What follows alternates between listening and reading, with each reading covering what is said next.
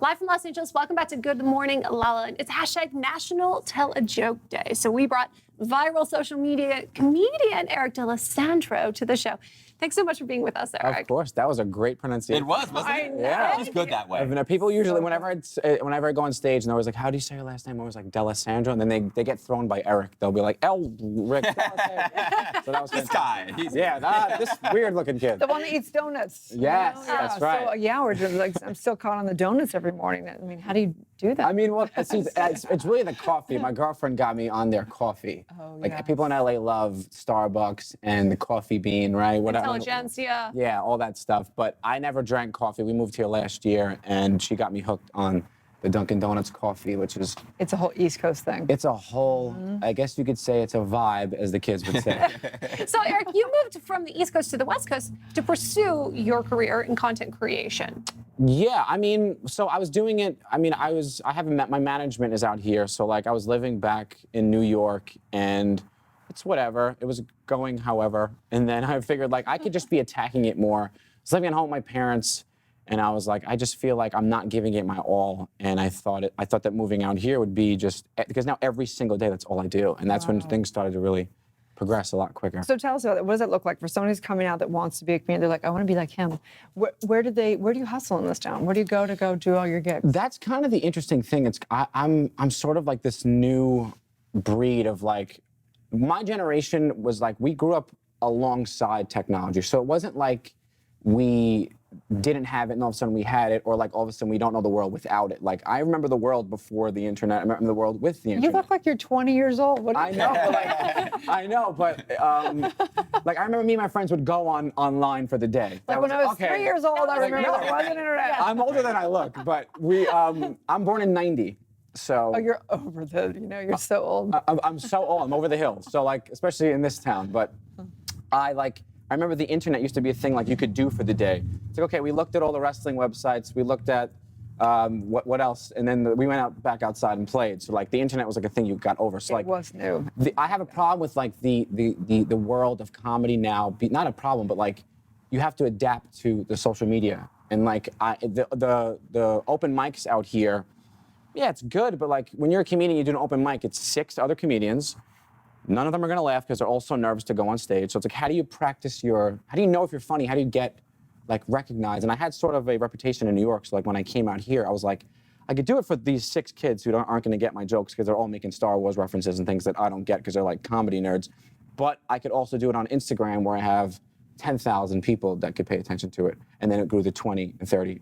And then it went viral. You have a really unique way of connecting to the everyday American. Tell us about your personal experience in building your material and how you really keep it 100 so you can go viral. And yeah, I think I'm just one of the people. I'm from Staten Island, which is very like old school. Like a lot of Italians there, and like just an old school mentality of like. It's kind of like Larry David if he was if he was my age, I guess. So like I notice things on social media that I guess people think but don't say out loud, where it's like, I just did a video making fun of girls posting for their friends' birthdays.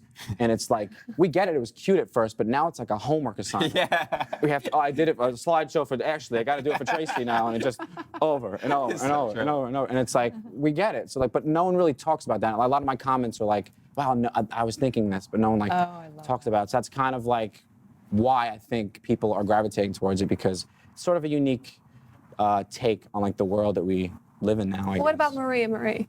That is a character that I created back in Staten Island. She's the quintessential spoiled Italian brat from Staten Island. And yeah, girls back home just love that. So I kind of like am married to that, but Could you do a little something? Yeah, so you may not get it as much here, but in Staten Island, the girls don't say words. They sing words, okay? So they wouldn't just say, who are you talking to? They would add the little melody, the little na-na-na-na-na. So it's like, who are you talking to? Oh my God, that's crazy.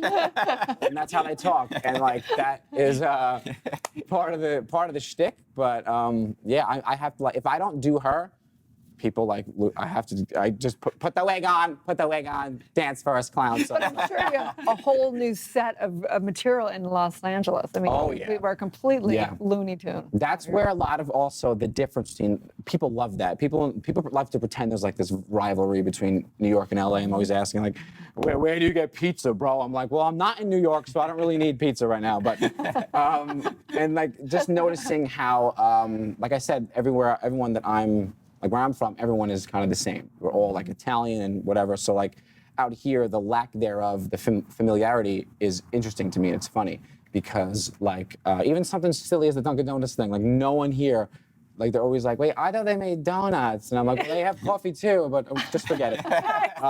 You clearly haven't been in Los Angeles very long if you're going to Dunkin' Donuts. I mean, I've been coming here every year since I'm 15, so I'm very familiar. Like I'd come out for pallet season for like a month at a time or whatever.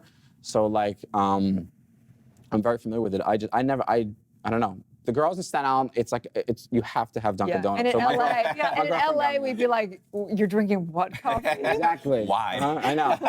It's not some cool brown cup that didn't cost $15. I don't know. You're clearly hilarious. Do you ever second guess yourself? Do you ever have something that or feel like something's hilarious? It's really funny, and then the next day it's just. Have you met anybody in this industry before? Right, exactly. So what do you do in those cases? Do you test it out anyway, or? Yeah, I just try. I mean, I try to put, like when I started building, I noticed that Instagram was really helping me get gigs. Like I do so many shows back home in like New Jersey, and I'm doing a show in Detroit coming up.